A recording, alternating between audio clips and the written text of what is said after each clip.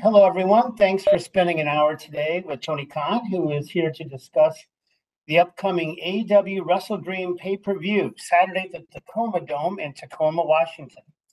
As always, we ask two considerations. One, please kindly refrain from asking two-parted questions so that everybody has the best chance possible to connect with Tony. And then remember, the theme of today's conference is AEW WrestleDream. So with that, I'm going to turn it over to Tony for some opening thoughts, and we're going to open the lines for your questions. Tony, you're up. Thanks, Jim. Hey, everyone. I'm so excited to talk WrestleDream with all of you. Saturday is going to be a great day. This pay-per-view is going to become a great tradition. I'm very excited about the event.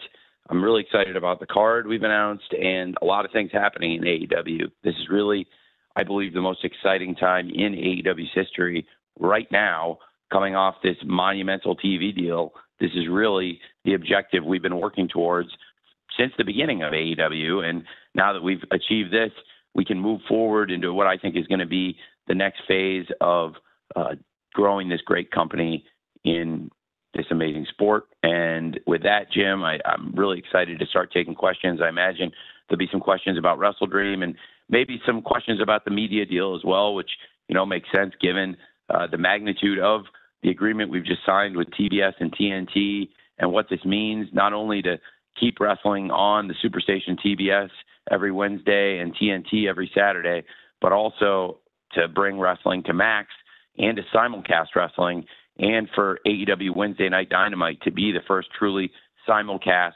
pro wrestling show across a major cable network and a major streaming platform on TBS and Max coming January 1st. I think that's really exciting. And first and foremost, really excited about this Saturday. There's so much to look forward to on this card, a lot of different matches, some of our original AEW stars and many of the great stars that have joined us over this 5-year journey. I look forward to taking your calls. We've been doing this together for years, and it's become a great tradition, and I really look forward to this. So, Jim, with that, we can start taking questions. All right, here we go. Jason Powell from ProWrestling.net will lead us off, and then Sean Ross Sapp from Fightful will follow. Jason? With the television deal being finalized, you have the two shows, and you have a lot of wrestlers and a lot of title belts. So would you consider doing a roster split? It's not a bad thought. It's an interesting thought. I definitely have considered many iterations of roster management and still working on some really interesting things in terms of the future of AEW media and the future of the roster.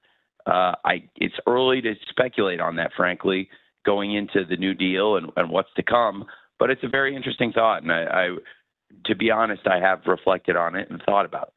Thank you, Jason. But I also, I can't, sorry, Joe, just to say, I can't give any substantive answer. Just, it's a good thought. One way or another, I have considered it, but that's all I could say. But I think it's an interesting idea. But right now, I think definitely have some very interesting things happening across the shows, Jason. But it is an interesting thought you brought up, and something I've certainly in the future would and could consider.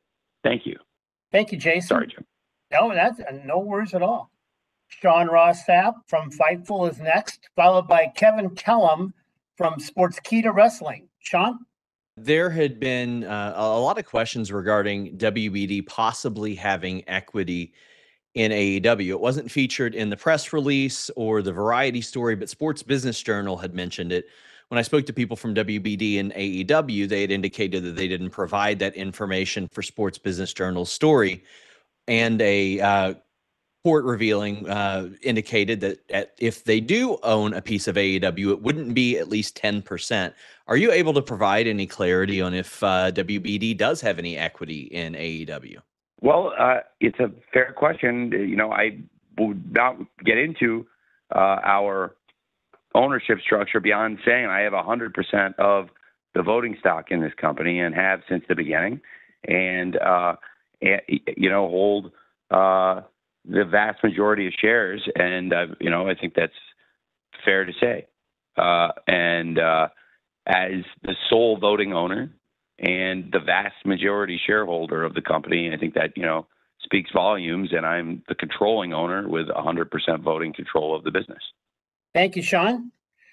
Kevin Kellum from Sports Key to Wrestling is next. Rick Ucchino from Sports Illustrated will follow Kevin. Kevin, you're up. A question about the AEW World Championship match, a big one with a lot more than just a championship involved. Bryan Danielson, now obviously he has stated that he is entering kind of the ending phase of his full-time career in pro wrestling.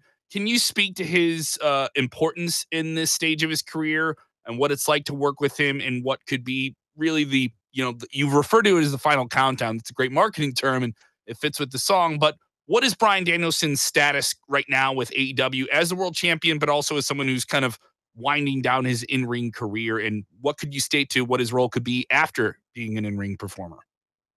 Well, I'm so glad you asked. It's been one of the real highlights of 2024 this year and also of my entire life, working with Bryan Danielson and watching Bryan Danielson become the AEW World Champion at Wembley Stadium at AEW All In with his family there. It was an amazing moment and one of the great nights of my life. And I knew Bryan Danielson could be a great world champion for AEW, and now he's been a great champion. He's been fighting on Wednesday Night Dynamite, last night, even Tuesday Night Dynamite. This year, Bryan's been so instrumental across our shows, Dynamite, Collision, on the big pay-per-view shows. He's had some of the biggest and best matches and rivalries in AEW, and I think the personal story and rivalry that's developed recently between Bryan and Jon Moxley is something that really encompasses all of AEW. Jon has been with us since our very first show, and Jon was instrumental in bringing Bryan to AEW, and now Jon wants AEW control for himself and is really trying to push Bryan out to the sidelines as Bryan is on top of the sport. And it's amazing to me that Bryan Danielson, after all the great wrestling, after all the great moments and all the great memories, so many great matches, so many incredible rivalries, that Bryan Danielson right now, I think, is at the height of his powers.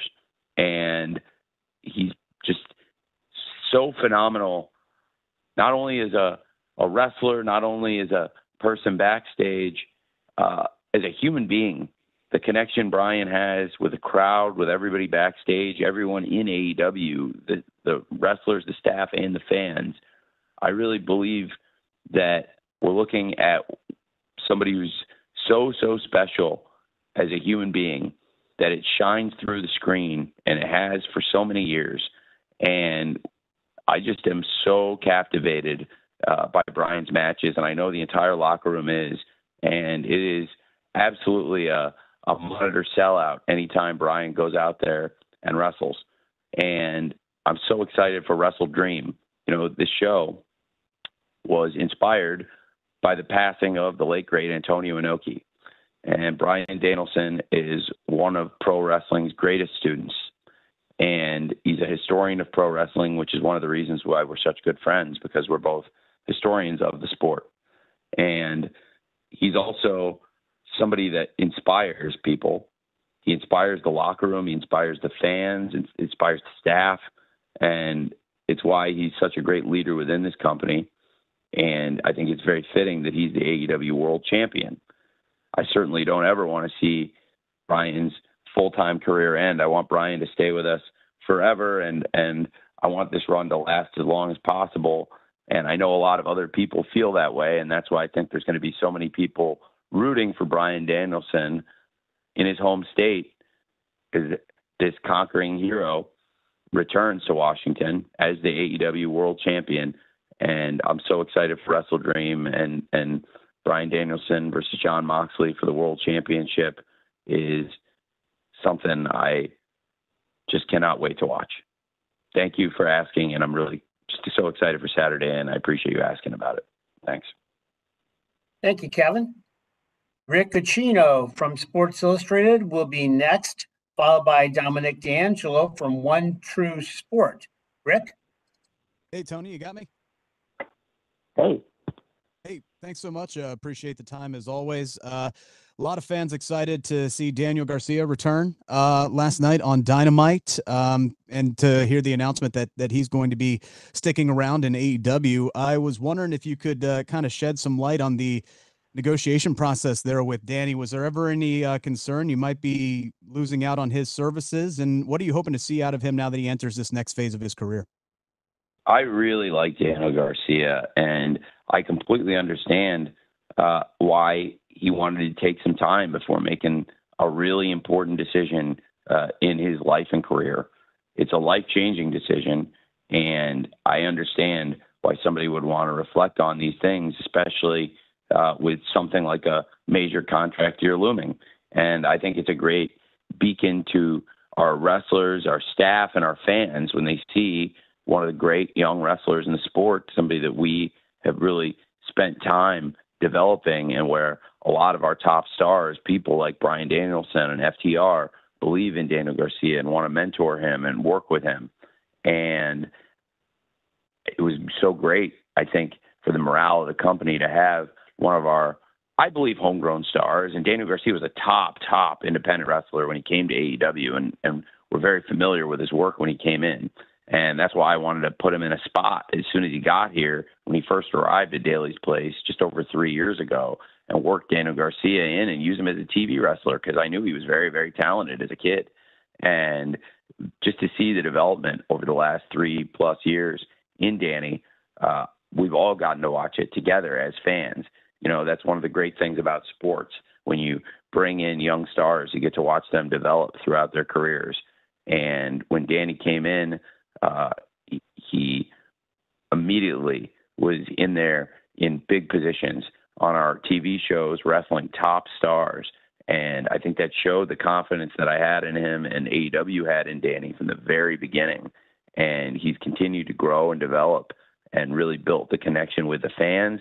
And you saw that last night and throughout this year, the way the fans have continued growing and caring and believing in Danny more and more and more year after year. I think coming out of the Continental Classic, he was one of the real rising stars. He wasn't the winner of the tournament, but he also earned a lot of respect and continued getting better and better throughout the tournament.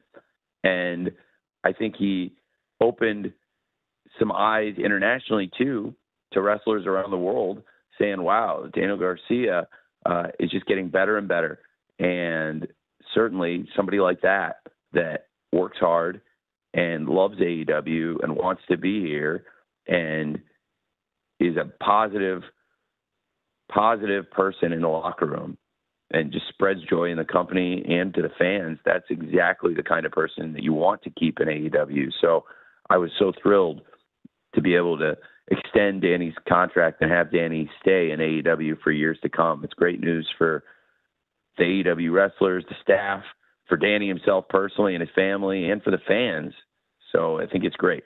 And that was one of the things I was very, very excited about this week and going into the future, is getting Danny's contract settled. Thank you, Rick. Dominic D'Angelo from One True Sport is next, to be followed by Samantha Shipman from the Daily DDT. Dominic. Tony, can you hear me okay? Yeah, man. Hear you great. Hey, cool. Good to be here again. Wanted to commend Yeah. you real quick for your Hurricane Helen relief efforts. I know that probably the word didn't want to get out about that, but Adam Copeland said something about it, so I thought that was really cool. Excited for the weekend here when it comes to everything. Wanted to get your perspective on two kind of returning talents that have shown up on television, or several of them. Jake Roberts, Lance Archer, they're back kind of in the mix. And then we have Roosh getting introduced again and stuff. Kind of want to get your thoughts on, with this new TV deal moving forward, are you going to kind of make more of a concerted effort to kind of keep talent like that, like long-term talent like a Jake Roberts or a Lance Archer or a Roosh, like more so on television on a relatively regular occasion, I guess, so to speak? Is that more of a concerted effort moving forward with the new TV deal? Well, it's always been something I care about, is using our great wrestlers on our shows. I think one of the things that this affords us, the future and the security, is for the long-term planning knowing the future, knowing that, okay, Dynamite is secure for many years to come on Wednesdays on TBS, Collision is secure for many years to come on Saturdays on TNT, and obviously the financial health of the company is secure, and these are wrestlers we committed to. Now, I really like Rush and Lance. The thinking behind this is I think they both have so much that they bring to the table. They're just both tremendous in their own ways, and I really want to utilize them on the shows. And when I was younger, there were sometimes trades in wrestling with the managers. It's not something I've seen in many, many, many, many years, and at least that I can recall. And not saying it hasn't happened anywhere, just I haven't seen it or watched it since I was a kid. And I work in pro sports. There's trades and transfers all the time. And a lot of times, personally, I've seen it firsthand where a trade can really change the scenery and change the outlook, and some new coaching can be great for a player and change a player's career. And I've just seen it firsthand so many times. And that's what I wanted to do in AEW. I think these are both great players, and I think they've got great coaches. I think Don Callis and Jake the Snake are great managers. I think Lance Archer and Rush are tremendous wrestlers. And, you know, if I hadn't done the trade, I think they could have done good things in the situations they were in, but I think they'll all be better in this situation. I think Jake is in a great position. He's got a great history. He's been a great champion in Mexico, Jake the Snake. He knows Lucha Libre, and he's an expert in American wrestling. Obviously, Don Callis is an expert in international wrestling, too. He's got a lot of things going on, and I think he can provide a different perspective for Lance Archer, put Lance Archer in an environment where Lance can compete around, against, with, alongside some of the great wrestlers he was with in New Japan Pro Wrestling, where he really helped build his reputation before he came into AEW as a wrecking force. And obviously, our fans really like Lance in AEW. He's been involved in some of the great matches and great moments in the history of the company. And I thought maybe a new coach could be something that would help him too. And I think Jake will be great for Rush and his team. And so I thought the idea of Don and Jake doing a trade, and Don taking Lance's contract and Jake the Snake taking Rush's contract and what comes with it. Obviously, Rush has his brother along his side, and now he's trying to get Mortos aligned with LFI, and it seems like he may have succeeded despite Roderick Strong wanting to remain good friends with Frank Beast Mortos. And I think, you know, there's a lot of interesting things happening in AEW right now, and I'm really very excited for the future. You asked about the TV deal, and I think the TV deal does give us security and give us a platform for long-term planning. And, you know, this was just something also I wanted to do. I just thought it was good timing to try this change. And I think the change of coaches could be great for both wrestlers and both coaches. Thanks for asking. Thank you, Dominic. Samantha Shipman from the Daily DDT is next, followed by Andrew Baidala from Final Bell Media. Samantha. Hello, can you hear me? Yeah. Okay. Hey. Sorry about that. It just was quiet on my end. So I have a question kind of going back to the deal. There had been some rumors that maybe ROH would come to TV, or they would be shopped around or be involved somehow. And obviously that at this point, we haven't heard anything about that. So is that still the plan? Like, are you still shopping ROH for TV? Is the plan just to keep it on Honor Club? What are your thoughts on the future of ROH and Honor Club? Well, I am a big ROH fan. I'm really excited for the show. Normally when we do these after TV, the press conference is on Thursday, but this is a little unusual doing it on a Wednesday. I'm not used to having free time on a Wednesday. This happens very, very, very seldomly. So it definitely feels like a Thursday to me, and it feels like ROH should be on tonight. There's a lot of great stuff on tomorrow's ROH. I'm really excited for tomorrow's episode.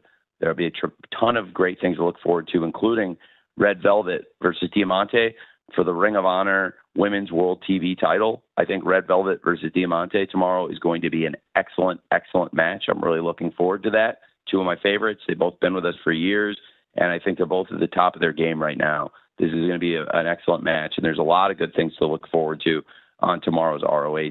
show. And one thing I'm planning, what got me into ROH in the first place when I was in college, I had bought one ROH DVD and it was good, but it was a lot different than what the company became. And it was the Era of Honor Begins. It was the first show. And I wanted to see, frankly, Bryan Danielson and Eddie Guerrero were both on the show in different matches, and I wanted to see them. And that was the Era of Honor Begins. And then the company grew and changed, and I hadn't followed it that closely until I was in college. And in 2006, they were getting rave reviews for the shows, and I was really interested. So I bought 2 DVDs, and I sent ROH at the time a check in college for 2 DVDs, which they mailed to me, and I was thrilled. Obviously, it's a lot more efficient delivery system now with streaming video than having to wait for DVDs and tapes in the mail, which so many of us can relate to. But I bought these 2 DVDs, and one was Samoa Joe versus Kenta Kobashi. That's why I put Samoa Joe versus Kenta Kobashi on the show last week. I love wrestling, and one of the great things about wrestling is that because it's a 52-week-a-year business, and we all, for the most part, tend to keep up on it year-round, and, throughout seasons changing and lives and responsibilities, wrestling's always there for us. And it's a constantly evolving love. And I think that all of us tend to find ourselves falling back in love with wrestling several times a year. And I'm in one of those phases. I'm loving wrestling right now.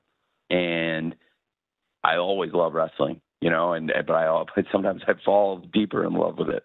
And I really wanted to show the fans Samoa Joe versus Kenta Kobashi for anyone who hadn't seen it last week. And I thought Ian and Caprice did a great job with the commentary. And this week, going into WrestleDream, given the stakes of the match and given everything Bryan Danielson's brought to the table and this great run he's having as AEW World Champion, since it was ROH where I first became familiar with Bryan, this week I wanted to show Bryan one of the 2 matches that really made me a huge ROH fan. So I mentioned one that I showed last week, which was Samoa Joe versus Kenta Kobashi. That was one of the 2 DVDs I bought when I was in college that really got me into ROH. The other one, I think it was more recent at the time, if I recall, was Bryan Danielson versus Kenta. I think that's Glory by Honor 5. But yes, Bryan Danielson versus Kenta. It was 2006. I bought this DVD and it blew my mind. So I really want the fans to see this. It's a great match and a great memory for me. And in addition to all the great matches on ROH this week and the great champions we have in the company right now in ROH, I thought it would be cool to show the AEW World Champion Bryan Danielson in a match. If I recall, I think it's about 18 years ago, this match.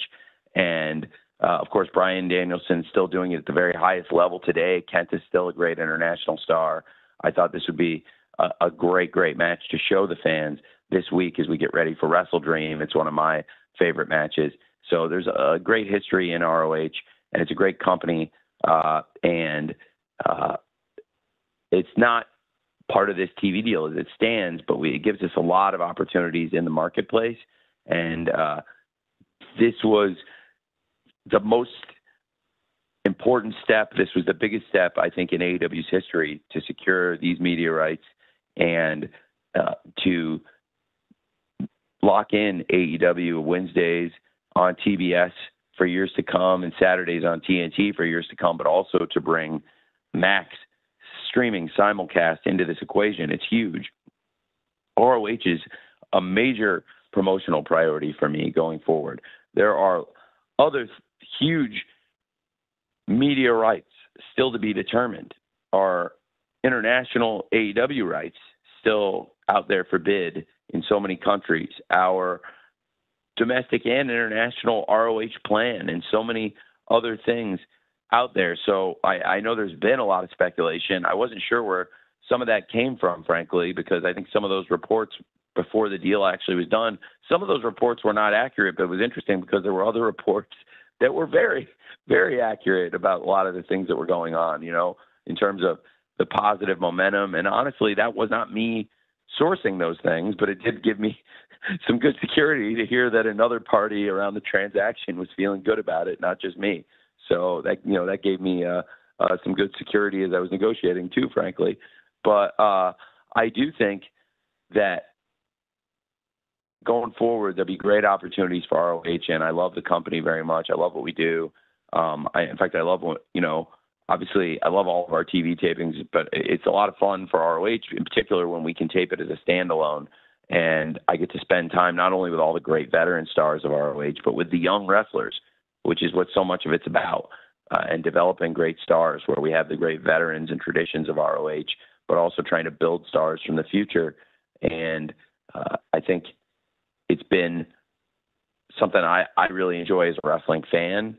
And, that's where, as a wrestling fan and as a promoter, I thought it would be fun this week going into WrestleDream in AEW to show Bryan Danielson versus Kenta on ROH, along with a loaded episode. So thanks for asking about it. Thank you, Samantha. Andrew Baydala from Final Bell Media is next, to be followed by Bill Pritchard from WrestleDream. Andrew. Tony, can you hear me? Yeah. Hey, Drew. How's it going? Good, man. How are you? Congratulations on the media rights deal. Looking forward to WrestleDream on Saturday and the stacked card, so good luck with the pay-per-view. With pay-per-views being a major aspect of the AEW business model currently, can you provide more information about the details of the pay-per-view model going into 2025 with Max here in North America, with the reported discount model will be for Max subscribers? Thanks.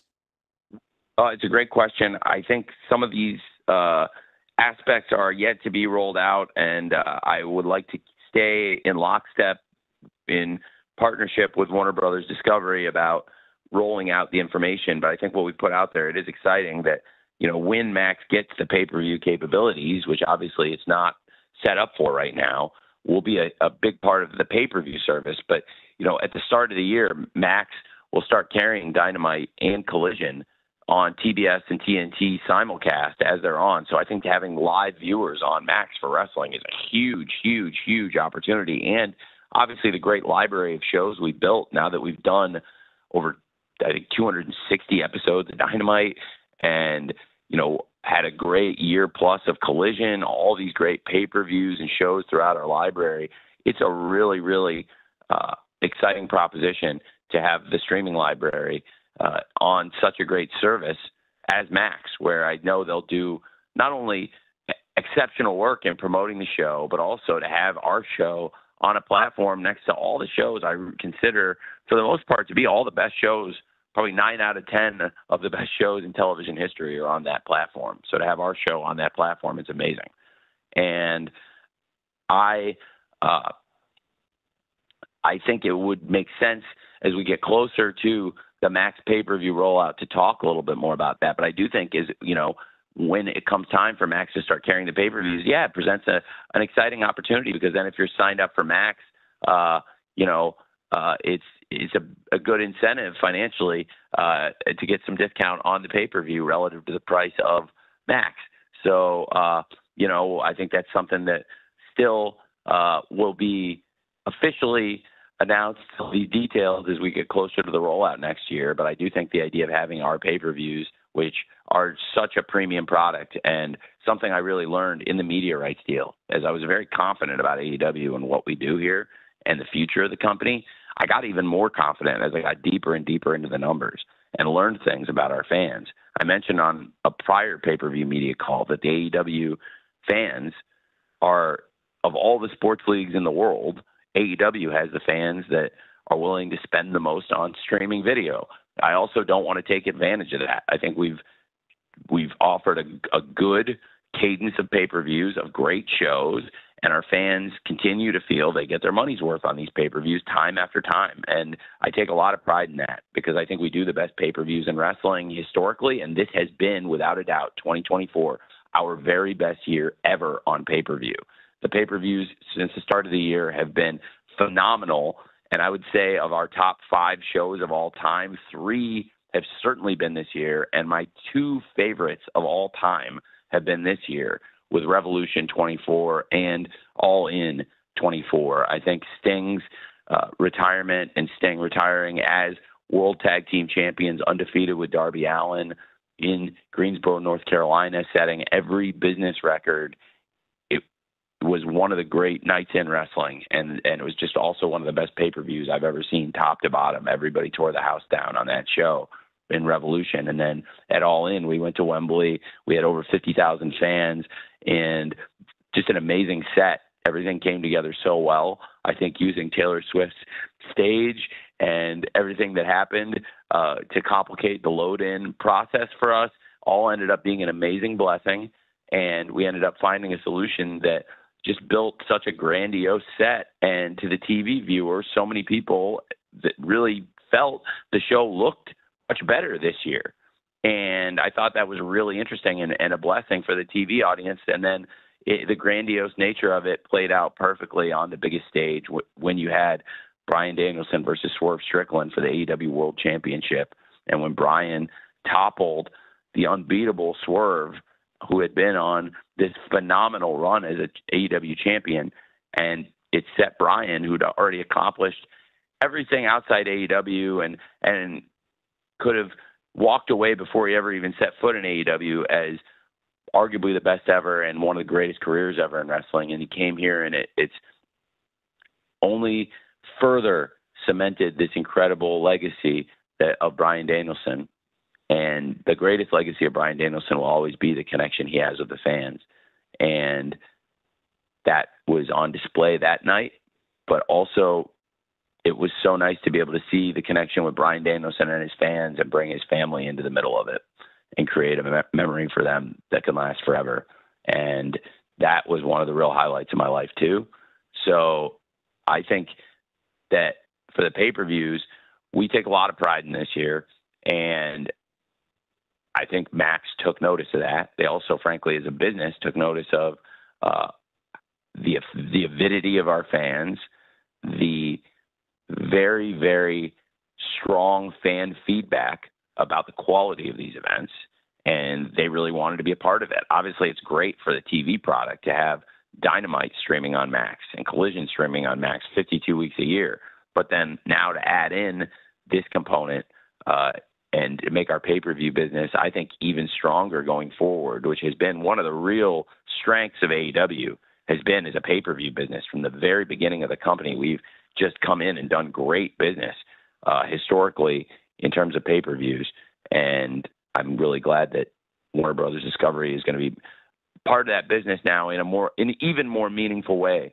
It was great doing the shows on Bleacher Report, and I think it's a great sports site. It's a great platform, and there's great people there. And I have great memories of Bleacher Report, but I have to note now, this pay-per-view is not going to be on Bleacher Report, and that era is now over. And everybody who ordered pay-per-views on Bleacher Report, we do need to find a new delivery system. I know there's going to be at least one person, just like there's going to be at least one person trying to tune into Dynamite on a Wednesday, even though we really tried very hard to get the word out about Tuesday on all our shows and social media. Sure, there's going to be somebody out there inevitably that's going to turn on the TV and thinking Dynamite's on Wednesday. And I think there's going to be people inevitably, as we're all creatures of habit, or most of us, many of us are creatures of habit at least, that a lot of people are going to try to buy this pay-per-view on Bleacher Report like they have for years, because we've had a really consistent fan base there. But they are shutting down their pay-per-view capabilities for everything. So they're not doing any pay-per-views anymore on Bleacher Report. So everybody's got to find, please, if you could disseminate this, everyone listening, a new pay-per-view outlet, because until Max fires up, Warner Brothers Discovery is in a transitional phase. So there's cable, satellite, and tons of streaming options. YouTube, ppv.com, Triller, Fight, and a lot of great places you can order this show. And in the meantime, but absolutely, I'm excited to be getting even more entrenched in the pay-per-view business with Warner Brothers Discovery. And as for the pricing of those things, we can reveal more of that in the future. It's got to be a number that makes sense relative to the subscription price. So, it can't be like, the entire price of the show, but I think it could be a portion that makes sense relative to what people pay for Max, where it's like a really good deal to be a Max subscriber if you're a regular to be a I love HBO so much. And I love HBO and AEW, two of my favorite things. I just switch them up in that sentence. So if you're a big AEW fan and you are a regular AEW pay-per-view buyer and you're a Max subscriber, this is a great deal for you. And if you're not a Max subscriber, then it's going to make sense if you are a regular AEW pay-per-view buyer to go on Max and buy it. And if you've never bought an AEW pay-per-view and you're a Max subscriber and you're buying it anyway, then for you it will also make sense maybe, because it's like, hey, I'm getting a better deal with the Max, so I'm getting it at a discount. Maybe I should check this out. But, it's got to be a number that makes sense, and I think we've got a good idea, frankly. So it was really good working with the people at Warner Brothers Discovery on this deal. They were really fair and honest, and it took many months of going back and forth because there's hundreds of pages and royalties and tax implications and international and all kinds of stuff that we have to look at. And I think they were as fair as possible with us, and we reached a deal that both sides were happy about, which is hard to do.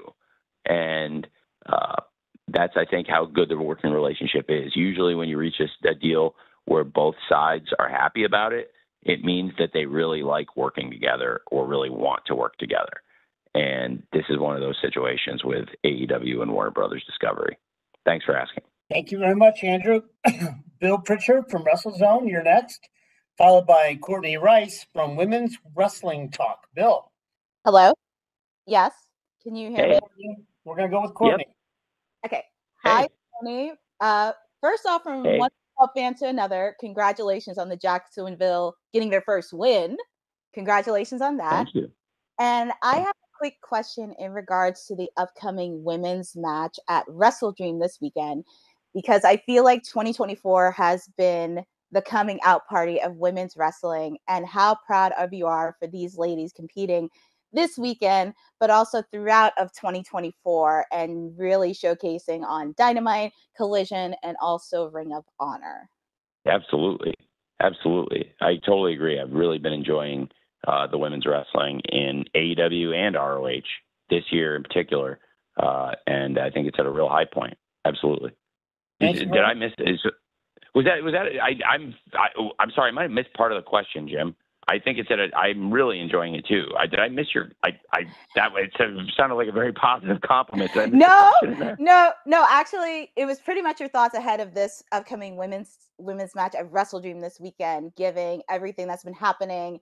Mariah May has been doing a really good job with her reign, and we're also seeing some of the AEW originals coming in, like Willow, Britt Baker, trying to get a shot at her. Also seeing Queen Aminata shine out at All Out, and just seeing all these ladies getting an opportunity in the promised land.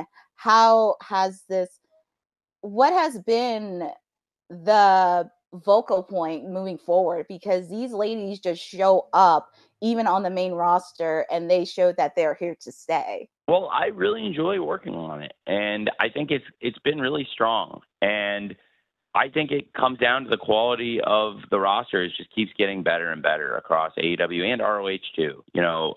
Before I get deep, AEW I could talk and write books and books about talking about, and I could do it with ROH too. But real quick thoughts on ROH. Like I said, I think tonight, Diamante versus Red Velvet, that's an excellent match. Both of them have showed out on ROH, big matches, big part of the ROH women's TV title tournament.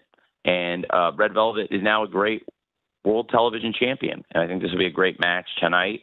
Excuse me, I'm so used to these calls being on Thursday. It's so weird. It's weird. But not working on a Wednesday is very unusual to me, everybody. This is like a one-time-a-year thing. It's like very strange. So, but yes, ROH tomorrow on Thursday. That's going to be a great match. And really, really enjoy working with them, and also really enjoy working with the world champion, Athena, who's one of the great pros. And I think I have a great relationship and working relationship with, and somebody that just a great pro and one of the great champions in the sport. And in AEW, we have so much exciting stuff going on. One thing that I think really helped kickstart things at the highest level is, I think you mentioned we've got a great world champion in Mariah May. She had a great mentor in Timeless Toni Storm.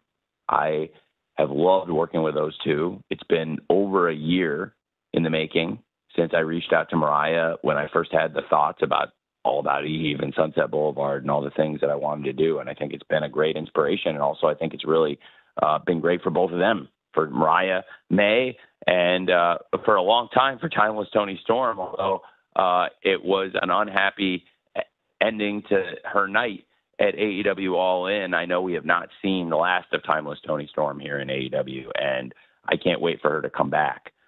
She's traveling the world right now. It's a bit of a where in the world is Toni Storm situation. And I look forward to following it and covering that in AEW. I think Timeless Toni Storm is a great part of the company, and I think Mariah May, her former protege now, is a great champion. I'm really looking forward to Mariah versus Willow. I thought it was a great match in the Owen Hart Foundation tournament, and because of what happened afterwards with Mariah and Toni Storm and the end of that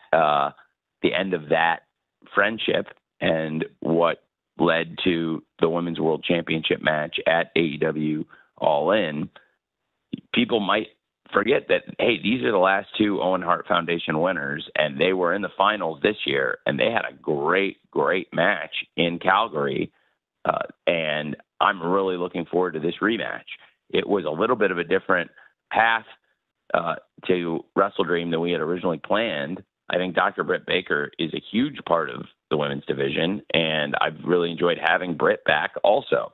And look forward to Britt coming back. Britt was really, really sick this week, and I did not, I think that Britt is a real professional, and I think she's a big star, and I really like working with Britt.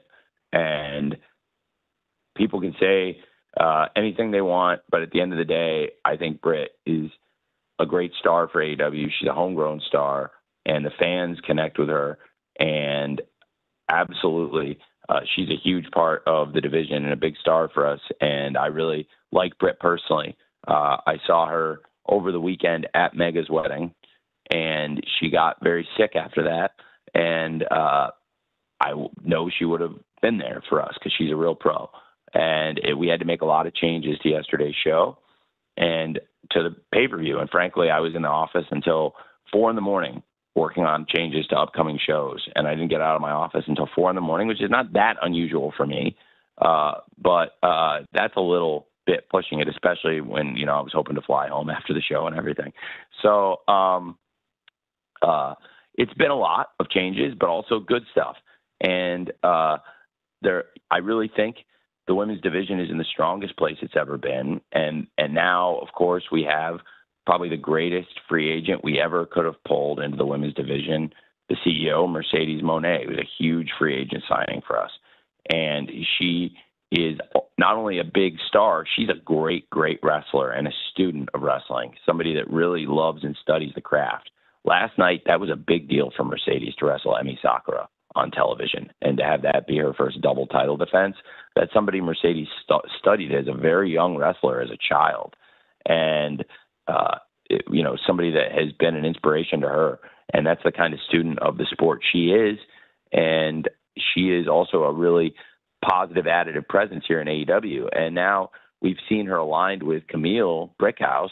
And Camille is one of the real powerhouse wrestlers, one of the real dominant, most, I think, one of the most interesting wrestlers in the women's division right now. And then you have, as far as what can Camille do, and untapped, as we've seen Camille just so dominant in her matches.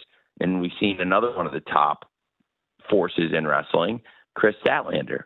And it's interesting. I think we'll get more of an answer on where Chris's mind is at. She said she's born again. She's been with managers and stables for so long, and she's trying to go her own. And we're seeing a different Chris Statlander, but I think Chris has such a positive connection with the fans. The fans want to cheer Chris. And we've been seeing Stokely Hathaway focus more on tag team wrestling lately, and Chris focused more on herself. But she had that great win in the Chicago street fight, and unfortunately it took a lot out of her. She was injured in the path to the win and was not able to immediately follow up on the momentum. And now getting Chris going again after that great win at All Out, and seeing that there's interest to me in Chris versus Camille is a very compelling match that I think is very interesting, and I would like to see. But there's a lot of people that also have, drawn the conclusion, hey, Chris is a former TBS champion. She was a great, great champion. Mercedes is the TBS champion. She's a double champion, in fact. And that's also a very compelling match I think people would want to see. And there's so many compelling matches that we can still deliver to our fans with that great roster of women and men. And I think that's one of the great things about AEW. We're seeing a bunch of interesting stories and rivalries developing right now. But with this great TV deal, I think we'll be in a great position for years to come with this quality of roster. Even with the hard-hitting style of AEW, where there's injuries and things can happen, I think we're just set up across the women and the men to have great rivalries, great matches, great stories, and great shows for many years to come. And I think the experiences of the pandemic, changing shows on the day of, I have a lot of experience making changes on the day of the show. For somebody that's been a wrestling promoter for 5.5 years, I've had to deal with a lot of stuff in the 5.5 years. And, and a lot of it came in that pandemic era, which hardened and changed the way a lot of us worked and learned. I think it helped, honestly. And dealing with challenging booking circumstances where it was hard for people to travel at times, and where people were not able to come to the shows at times, even on short notice, due to either illness or travel issues in the pandemic. And now this has been, if I may say, one of the worst tragedies in American history is what's happening with the hurricanes. And I just am it really puts everything in perspective, doesn't it? And it was interesting to come to work knowing that a lot of my friends and a lot of coworkers and people from AEW have not been able to travel to the shows in recent weeks, either to one show here and there due to a travel issue. Does somebody have a phone unmuted, by the way? Somebody mute their phone. Thank you. Because this is a really serious thing I'm talking about. Thank you. And it puts it all in perspective, doesn't it? Because what's happening in recent weeks with these hurricanes and what's happening to families and friends, it's touching all of us. It's a small world, right? And I think a lot of us, even if you're not part of this wrestling community, a lot of us know people around Asheville or know somebody who knows people around Asheville, North Carolina, and what's happened there. And Asheville's been hit so hard, but so many other great communities also hit very, very hard around the Carolinas, around Florida and East Coast, and all the great fans of AEW there. I'm thinking about you, but I'm also thinking about everybody, whether it's our wrestlers, our staff, and just people I'll never meet, I'll never know, that are being affected by this, and realizing that there's a lot of people with tough circumstances. So if I spend 18, 19 hours in the office working on a wrestling show day in, day out, there are people with way worse problems than that. I'm very lucky to even be in that position to have to make changes to the show because people can't fly or there's travel issues due to the hurricane, or people are sick or anything like that.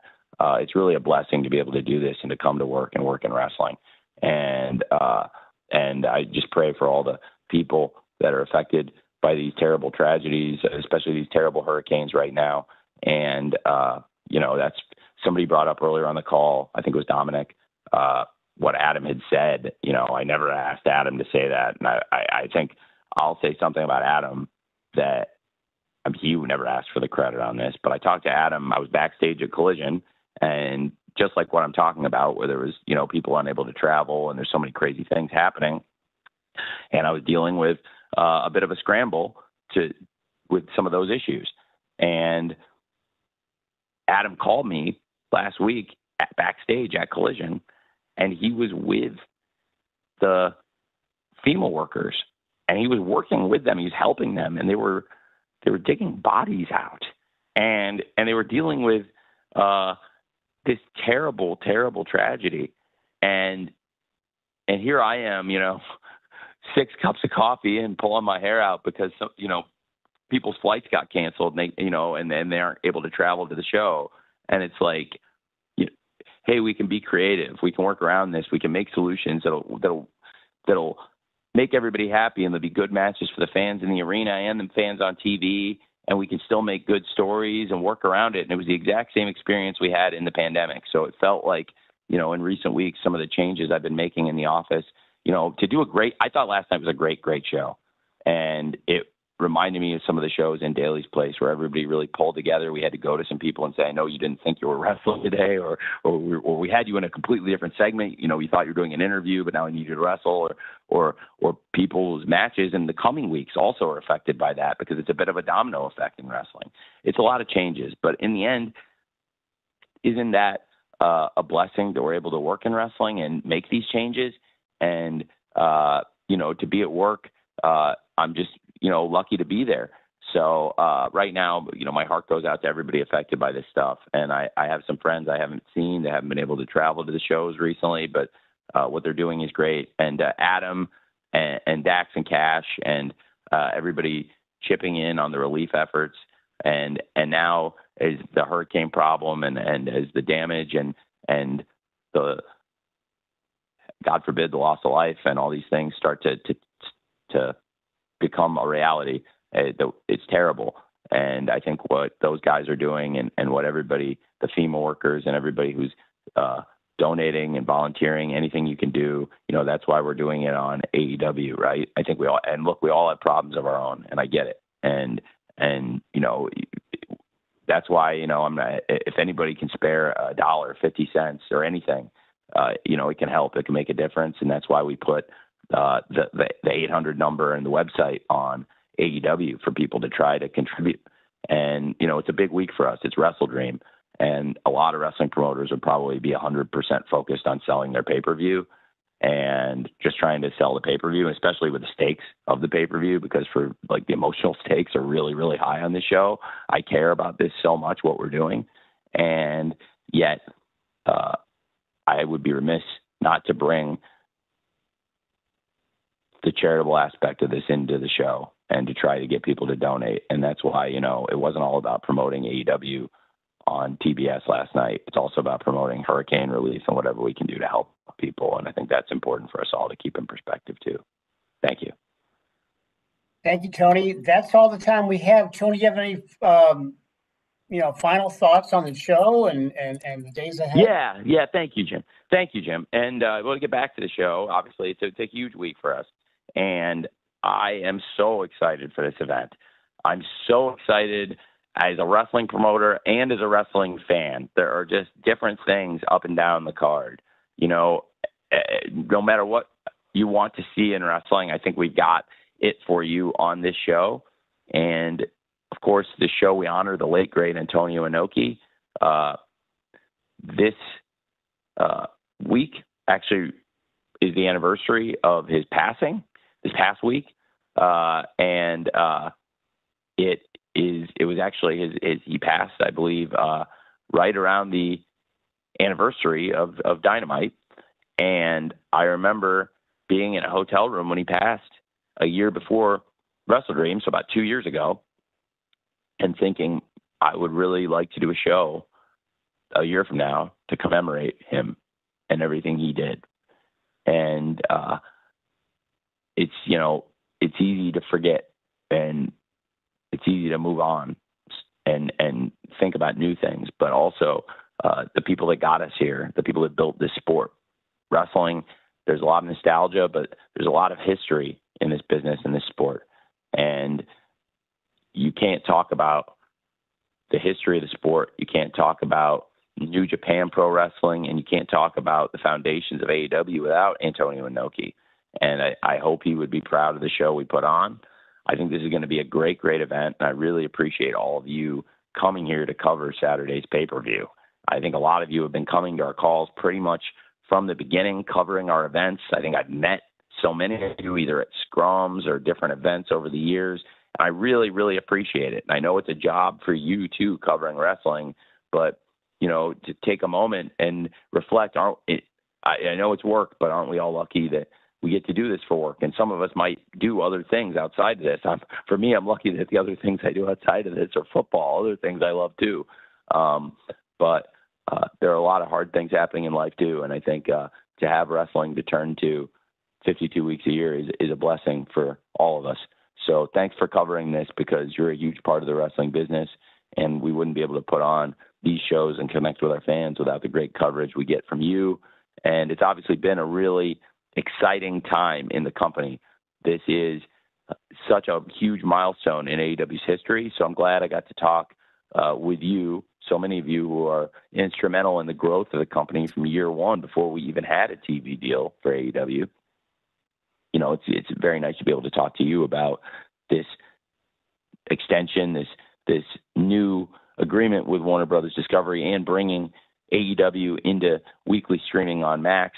So I really wanted to talk to you all about that. So that was really great. But first and foremost, just so great to be able to talk WrestleDream. I'm very excited for Saturday's event. And thank you all for covering the show. Jim, thanks for hosting these as always. I really appreciate you're a great moderator. And thanks to everybody on our team that helped us put this together. It's a little weird not being at Dynamite on a Wednesday, but here we are. And I think we made a fun day out of it. So thanks everyone for joining us today. We sure did. Thank you, Tony. And thank you to everybody. We're at deadline, as Tony mentioned. So before we leave, a reminder that we will soon issue a audio file from today's conference. So be looking for that. And then we'll be looking for you on Saturday night at the Tacoma Dome for AEW WrestleDream. See you there, and best wishes to everybody.